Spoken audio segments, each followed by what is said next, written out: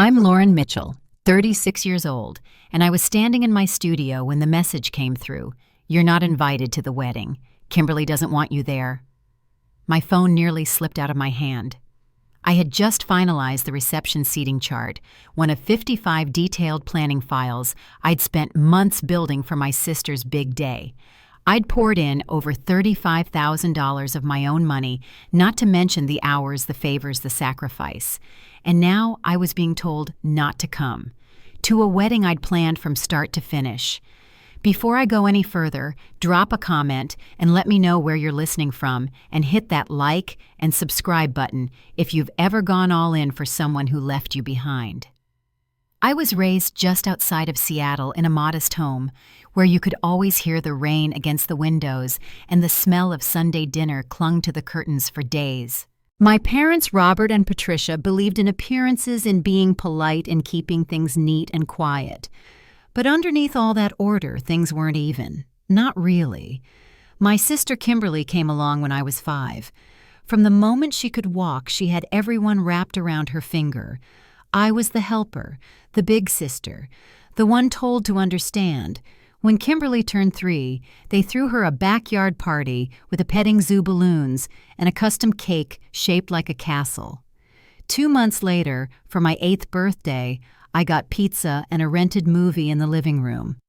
I remember asking my mom why mine was so simple. She just said, "Kimberly's still little. She needs special things while she's young." I didn't ask again. By middle school, I knew the drill. Kimberly could bring home B-minuses and get praised for being so creative. I brought home straight A's and got a nod, maybe a short reminder not to let up. When she forgot to feed the dog, I was scolded for not double-checking. When she broke a window playing ball, it was, "Why weren't you watching her?" Still, I tried not to resent her. I focused on school, joined clubs, worked after class. I saved everything I could to attend a photography program the summer before college until Kimberly broke her wrist playing soccer. Insurance didn't cover the whole thing, and my parents came to me with gentle voices and tired eyes. "We hate to ask, Lauren, but your sister's surgery takes priority." I gave up my savings, and the dream went with it. It took me a little longer, but I made my own way. I worked weekends, picked up odd jobs, bought my first secondhand camera, and never looked back. I got through community college, then transferred to a state school while building my portfolio and growing my client base. Meanwhile, Kimberly bounced from major to major at a private college fully funded by our parents until she settled on communications. After graduation, she floated from one short-term job to the next. During her in-between periods, our parents helped with her rent, groceries, car repairs, whatever she needed. Sometimes she came to me too, a few hundred here, 1,000 there. I always gave it hoping that someday she'd say thank you without adding, "You're just good with money." None of it was ever paid back. Still, I kept hoping. At family dinners, I showed up early to help set the table. I brought pies from scratch and stories from work, hoping maybe this time my parents would ask a second question or look a little longer when I spoke. They didn't. Kimberly always had a bigger story. A new guy, a new job, a new crisis. And I was the one who nodded along, who gave and never asked for anything back. Then one Sunday, Kimberly came through the front door with a diamond ring and a voice too excited to contain. She was engaged. The house lit up. Champagne was popped. Tears flowed. I smiled, hugged her, and meant it. Over dinner, my mom turned to me like it was the most natural thing in the world and said Lauren could take the pictures. She's got that great business now. Kimberly's face lit up already, dreaming. "Yes. Oh my gosh, you could help with everything. You know all the right vendors." I didn't say yes. Not right away. But when Brandon's parents arrived for dessert, the kind of old money family who spoke in quiet, expensive tones, it became clear that Kimberly was shifting into someone else entirely.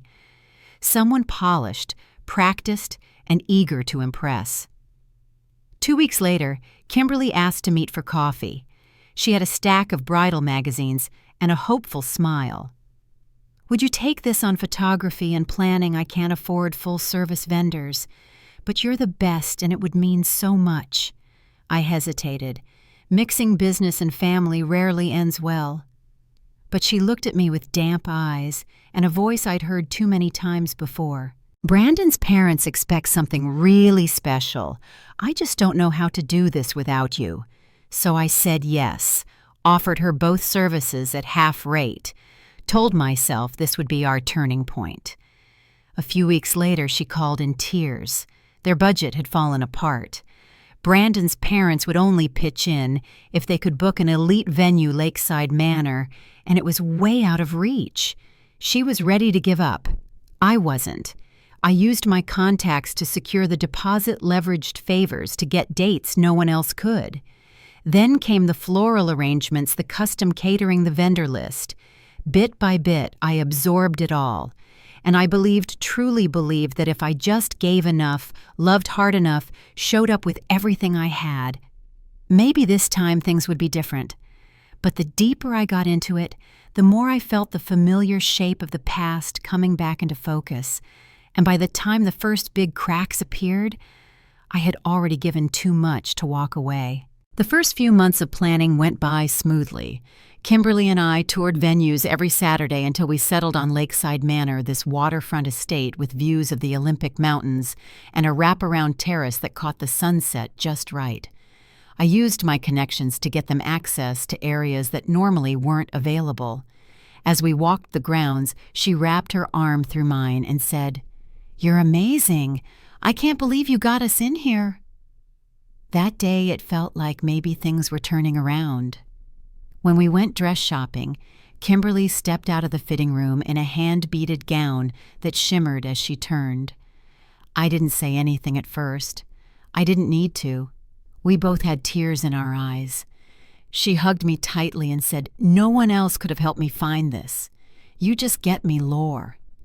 Back at home, I built her a private wedding website and uploaded her design boards. There were floor plans, timelines, RSVP systems, and menu selections all in one place. It was something I usually only did for premium clients. Every week I added something new. Evenings were spent confirming vendors.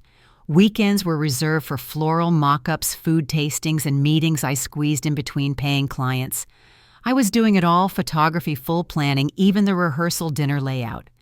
One night after we finalized the catering package, Kimberly took my hands across the table and said, "I don't know what I'd do without you.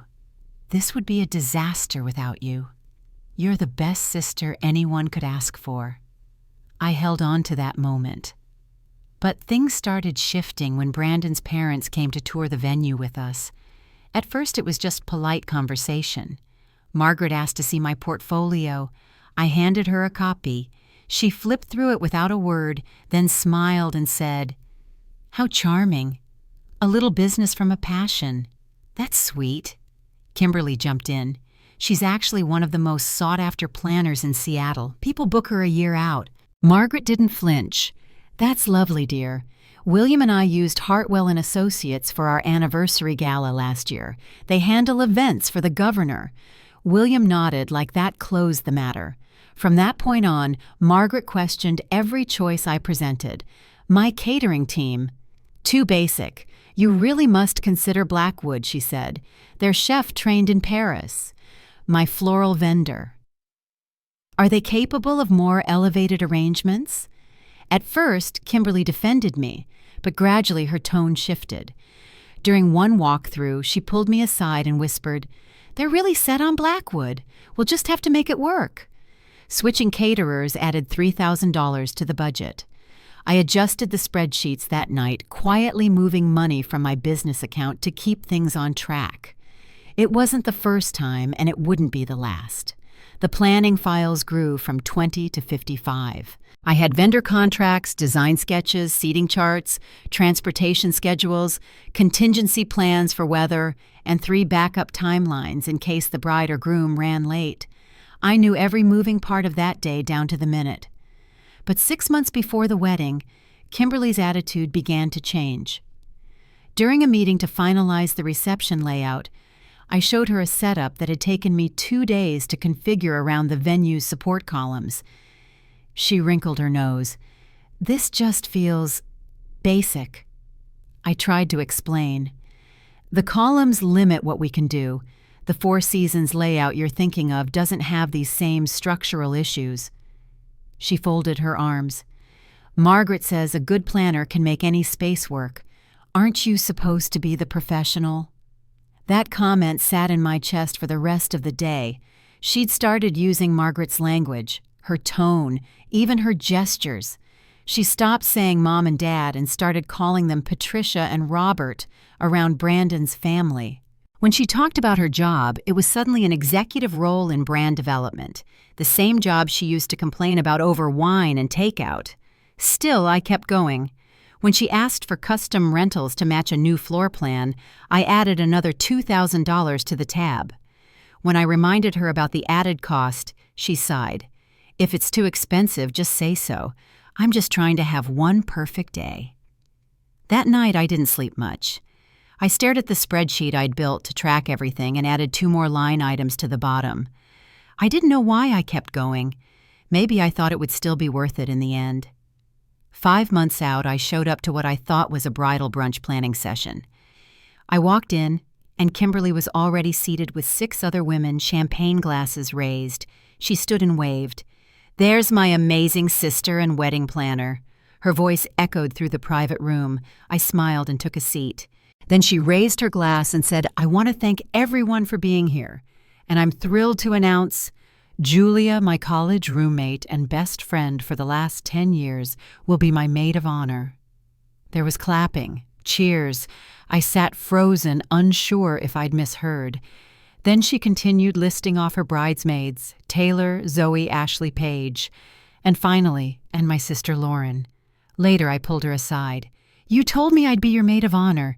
We talked about it the night you got engaged." She looked genuinely surprised. "Did I don't remember that. Anyway, this way you can focus on the planning. Less stress for you." Before I could say anything else, she patted my arm and turned back to the others. That weekend, she emailed us about the bridesmaid dresses. Custom gowns, $800 each, designed by someone Margaret recommended. I replied gently, "Isn't that a little steep for your friends?" She answered the same day, "If it's too much for you, just say so. We'll find something off the rack that doesn't clash too badly." The message was clear. Pay up or stick out. I charged the dress to my business card and didn't bring it up again. At a bridesmaid gathering the following week, I stepped into the kitchen and overheard Kimberly laughing with Julia and Taylor. "Honestly, it's better this way.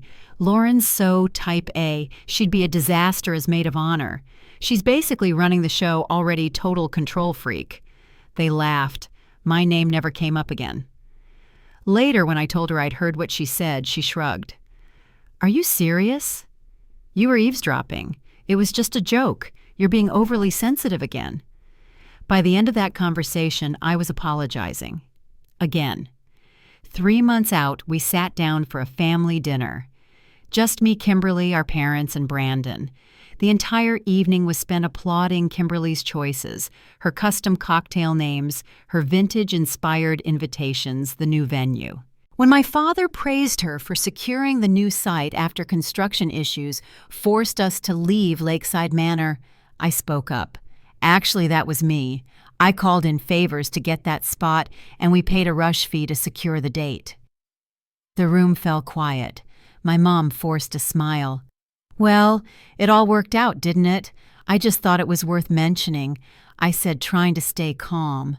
It wasn't an easy switch. Kimberly rolled her eyes. "Here we go again, making everything about money. That's not what I meant." My father cut in. "Your sister is under enough stress. Let's not ruin a nice evening by talking about budgets." I left early that night, told them I had a client emergency. But the truth is, I sat in my car down the street for 20 minutes. The windows fogged from my breath, and I didn't move. All I kept thinking was, how did we get here? And I hadn't seen the worst of it yet. 3 months before the wedding, I got a call from Kimberly just after 7 in the morning. Her voice was already breaking before she got the words out. "The venue just called. They canceled our contract. Something about new ownership and changed policies. What are we supposed to do, Lauren? The wedding's ruined. I was still in pajamas, hadn't had coffee yet. I told her I'd handle it and hung up. That entire day disappeared into phone calls and spreadsheets. I reached out to everyone I knew, venue managers, coordinators, old clients who'd rented their private estates for events. Most of the places we would have considered had been booked out for well over a year. But by that evening, I had a soft yes from a contact at Crescent Harbor Estate, a private property that rarely even opened for weddings. I'd worked with the owner once years ago, and she agreed to do it as a favor. The price tag was steep. $5,000 more than Lakeside Manor plus rush fees to shift vendors to a new date. All in the change would cost almost $8,000. I covered it and called Kimberly that night. "We have a venue.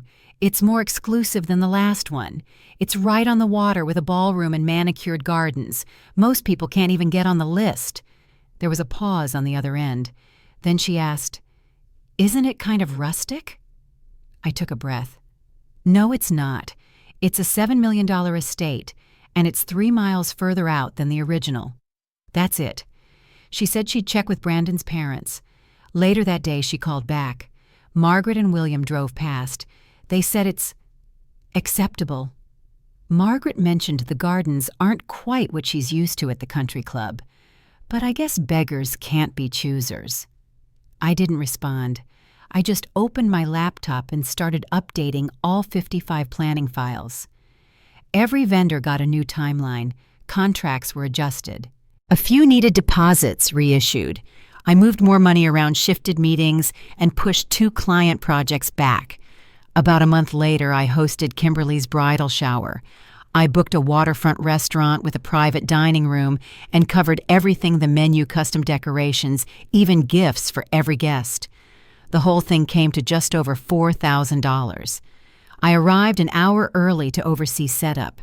Her favorite flowers were arranged in tall vases, and the place cards were hand-lettered in gold. When they walked in, my mother, Kimberly, and Margaret, I stepped forward to greet them. Margaret glanced around the room. "This is lovely," she said. "Very similar to what I did for my niece's shower, though we used peonies rather than these." "What are these called again?" "Garden roses," I said. Kimberly mentioned they were her favorite. Peonies have more presence, don't you think?" Then she smiled. "Well, it's charming." The rest of the afternoon played out like a scene I'd seen before. Margaret made little comments to guests about having helped with the menu. She told someone the cocktail was her idea. Kimberly didn't correct her. In fact, she nodded along. At one point, I overheard Kimberly talking to a group of her college friends. "Margaret has been a lifesaver with all the planning," she said. Thank God for her taste. Lauren has a lot of DIY ideas. We were heading in a totally different direction before Margaret stepped in. I sat frozen for a moment. The flowers, the menu, the rentals, every detail had come from me. I waited until the event was over to bring it up. I didn't raise my voice. I didn't accuse. I just said, "It hurt to hear you dismiss everything I've done. I've spent months on this." She didn't blink.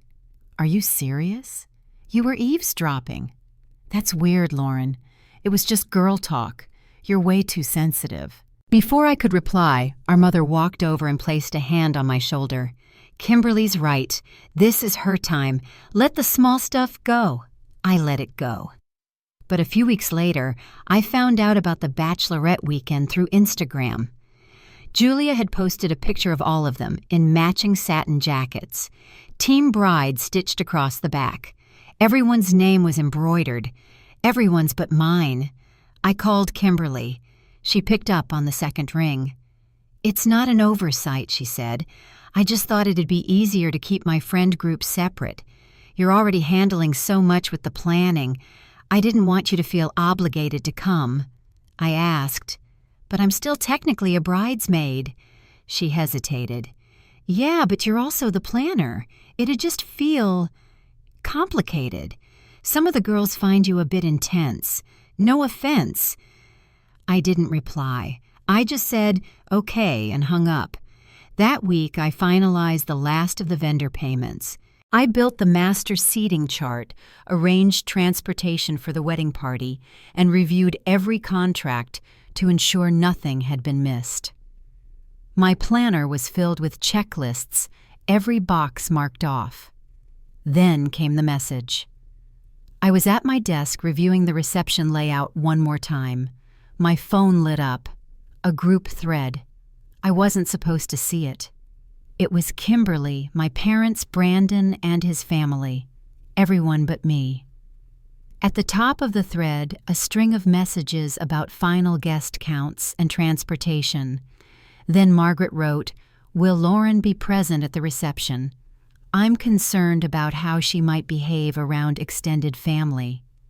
Then, "You're not invited to the wedding. Kimberly doesn't want you there. Your presence would make things uncomfortable for Brandon's family." That line came from my mother.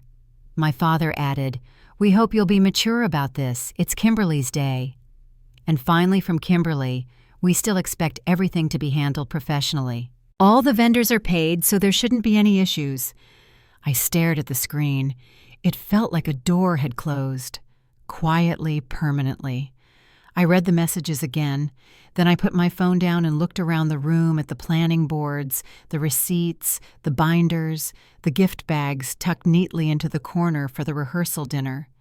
My hands started to shake. And that's when I knew whatever came next, it wouldn't be what they were expecting. I didn't move for a long time after reading that message. Just sat there in my chair, hands shaking, phone screen still lit beside me. Eventually, I stood up and walked out of the room. I didn't know where I was going. I just ended up by the kitchen sink staring out the window. Then I called Rebecca. She picked up on the second ring. "Lauren." I tried to answer, but no sound came out. She said, "I'm coming over. Don't move. I'll be there in 15. When she arrived, I was still standing in the same spot. She looked down at my phone, scrolled through the thread, and didn't say anything at first. Then she pulled out a chair and sat across from me. "You're not crazy," she said. "This is wrong, all of it." I nodded, but I couldn't speak yet. I think part of me still believed it was some sort of mistake. That night, Rebecca stayed over. She took my phone, turned off notifications, made tea. I stayed on the couch, wrapped in a blanket, still in the clothes I'd worn that morning. My head kept going back to the same place. All the hours, all the planning, all the money. The next day, I tried to go through my client calendar. Couldn't focus. My hands kept shaking. I opened my banking app and started adding it up line by line. Venue deposits, photography team, catering and bar, decor, shower, rush fees. The total was more than I expected, closer to $47,000 than $35,000. I sat back and stared at the number. Rebecca came into the room a little later. She looked at the spreadsheet, then looked at me. "You've done more than enough," she said quietly. That night, I called a friend of mine who's a contract attorney. I explained everything, what I had paid for what I had organized, what was still outstanding. He told me, "You're not obligated to finish anything. You've made no legal promises to work for free, and you've already paid vendors directly. That money's not recoverable, but they can't claim anything else from you." He paused, then added, "Document everything. All your records, all communications. Back it up. Once you do that, you can decide what's next on your terms." So that's what I did. I spent the next day organizing it all. Emails, contracts, planning files, screenshots of text threads. I made copies, backed everything up, saved it to a separate drive. And while I worked, something began to shift. I didn't cry anymore. I didn't feel shaky. I was still tired, so tired. But the fog had lifted just enough for me to see what I hadn't allowed myself to face for years. This wasn't just about the wedding. It had never been just about the wedding. It was every birthday, every family dinner, every time I was told to be quiet so Kimberly could talk, every moment I waited to be seen. I didn't speak those thoughts out loud. I didn't need to. I just opened a blank message in the family thread and typed 6 words. "Then pay for it yourselves, leeches." I hit send. Then I got to work. I deleted all active versions of the wedding files, the seating chart, the transportation schedule, the vendor directory, the floor plans, the weekend timeline, all of it. I emailed every vendor I had personally contracted, told them I would no longer be the point of contact, sent over the family's information for billing, canceled the final credit card authorizations, flagged the accounts with my bank. Then I blocked every number in that group thread, phone, email, social media. Gone.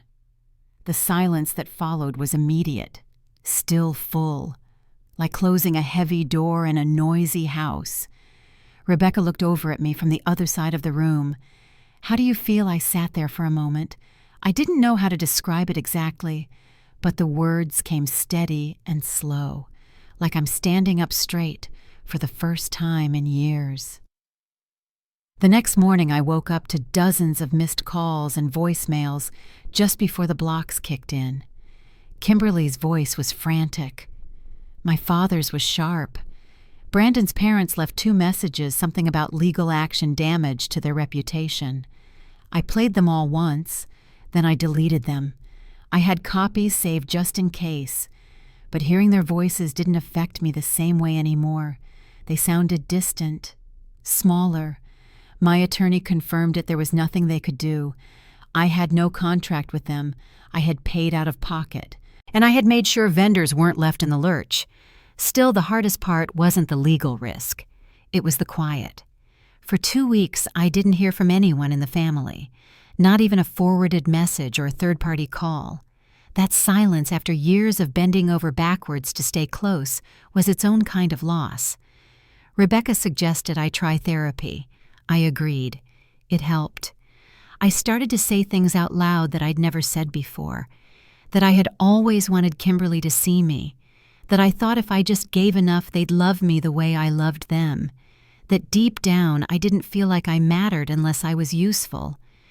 In those first few sessions I cried more than I spoke, but each time I left feeling a little less foggy. Some nights were still hard. I'd open a drawer and find a fabric swatch for the wedding linens or a handwritten note where I'd scribbled cake design changes. Each time I'd take a deep breath, throw it away, and remind myself this wasn't my burden anymore. And slowly I started thinking about what came next. The week after I cut ties with my family, the silence was different. It wasn't heavy like it had been. It was quiet, but not empty. Each morning I started my day with small steps, cleaning my desk, clearing out files, answering emails from clients who actually respected my time. I had work to do, and I leaned into it. My schedule filled up quickly. There were inquiries coming in, referrals from past weddings, even a few new corporate events. I kept busy, but not just for distraction. Something had shifted. One afternoon, I sat down and began drafting a new client agreement template. It was something I'd been meaning to do for over a year. This time it included specific language for family clients. Terms, fees, boundaries. No discounts without a contract, no scope without a defined service list. I finished it in one sitting. The next day, I updated my intake process. Every new project started with a questionnaire. If someone answered in a way that sent up red flags, vague expectations, unclear, budget pressure for extras, I kindly turned it down. And for the first time since I launched my business, I didn't feel guilty about that. I added something else to the workflow too. A short section on emotional fit. I wanted clients who saw me as a partner, not just a service. The following week, I received a call from one of the vendors I had canceled during the wedding fallout. "Just wanted to check in," he said. "Heard what happened. You handled it with more grace than most people I know."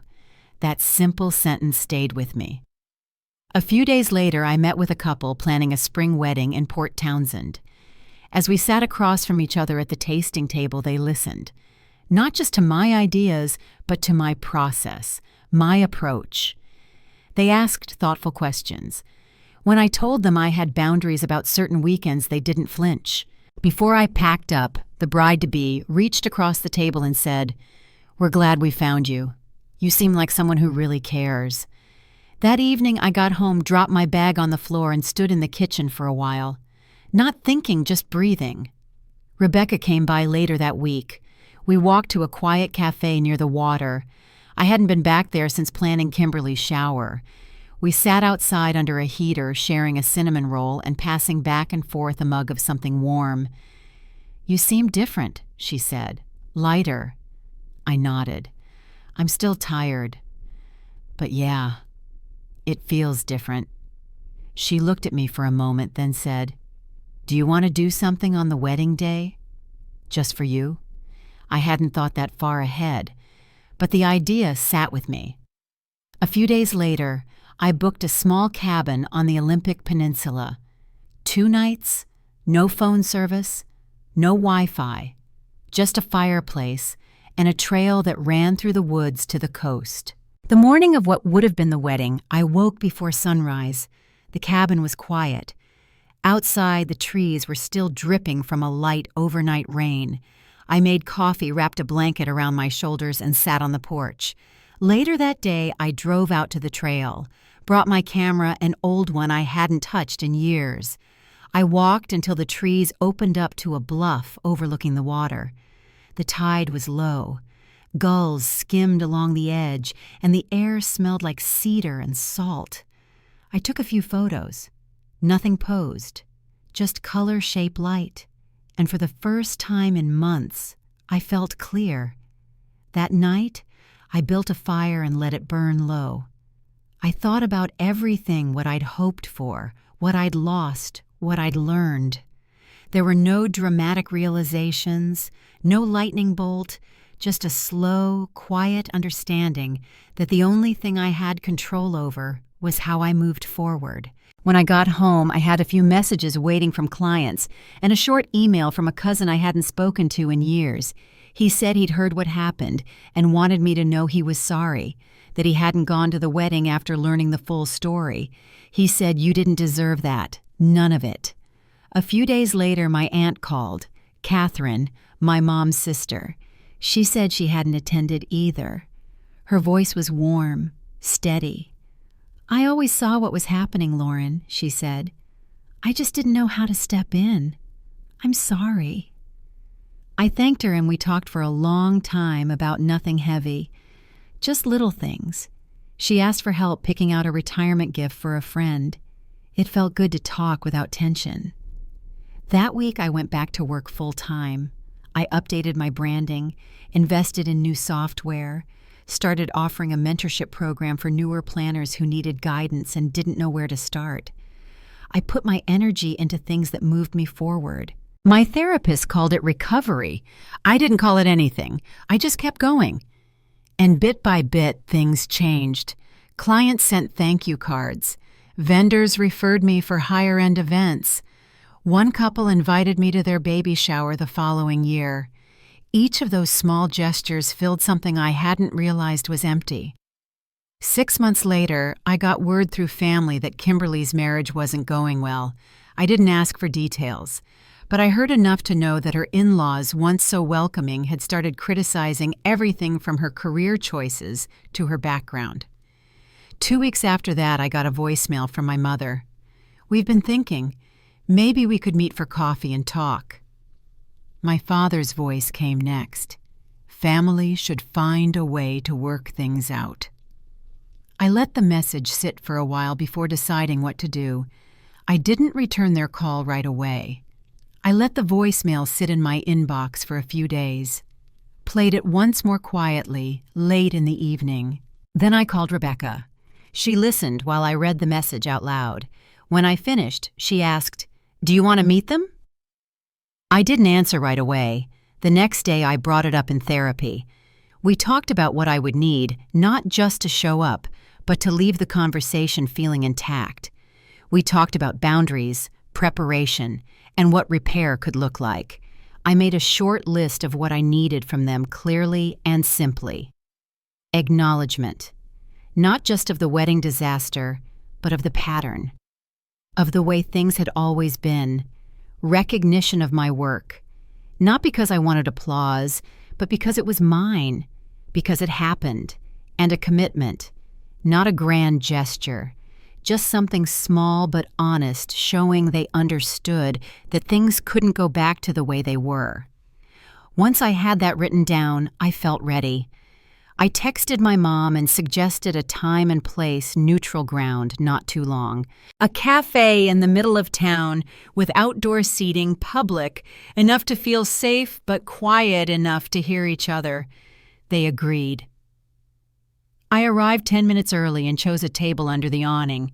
The sky was gray, the breeze soft, and there were only a few other people nearby. They walked up together. My mom smiled first. My dad looked uncertain, but he nodded and pulled out a chair. There was a pause after we sat down. Then my mom said, "Thank you for meeting us. We weren't sure you'd respond."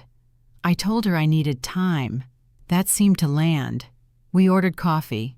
No one spoke until the drinks arrived. Finally, my father cleared his throat. "We didn't handle things well," he said, "especially around the wedding." My mother added, "I think we underestimated how much you'd done. Or maybe we didn't let ourselves see it." I stayed quiet and let the silence do its job. She glanced down at her hands. "You gave more than we realized, not just financially. I'm sorry for how that ended."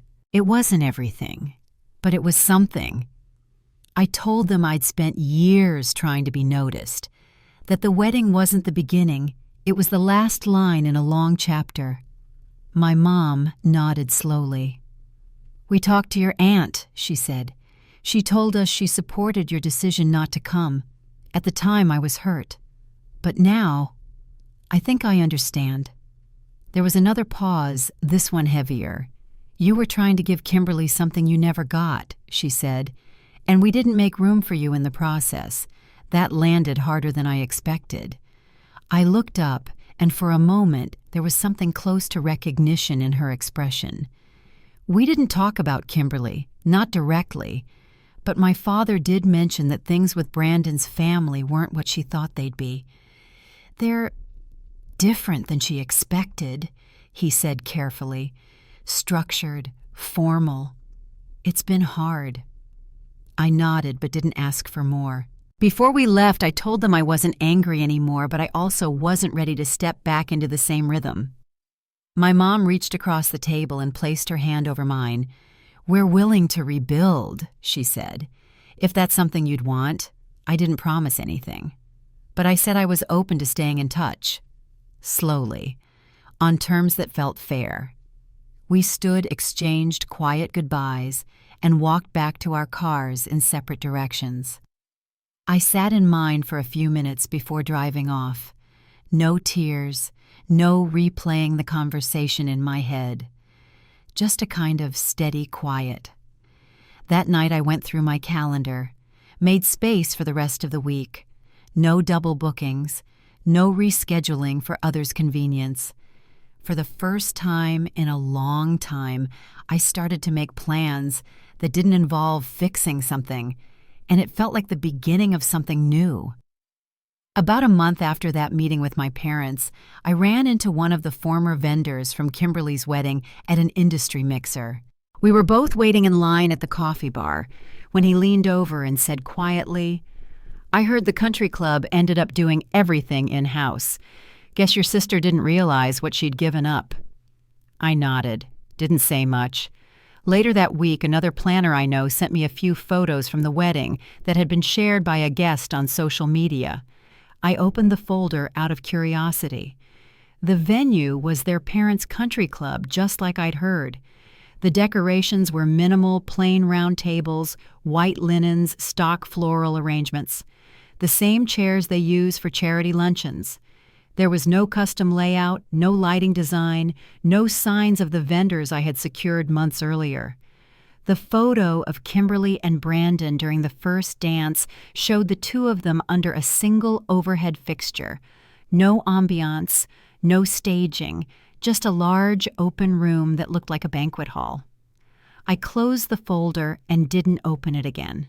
A few days later, I received an email from one of the vendors I'd worked with during the original planning.